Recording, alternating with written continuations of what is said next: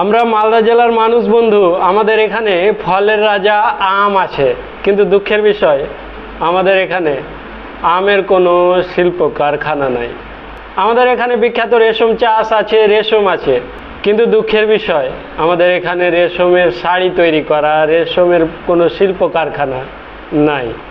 আমাদের এখানে এয়ারপোর্ট আছে, জাহাজ নামার রানওয়ে আছে, কিন্তু দুঃখের বিষয় বন্ধু আমাদের এখানে এখনও কোনো জাহাজ নামে না, আসে না।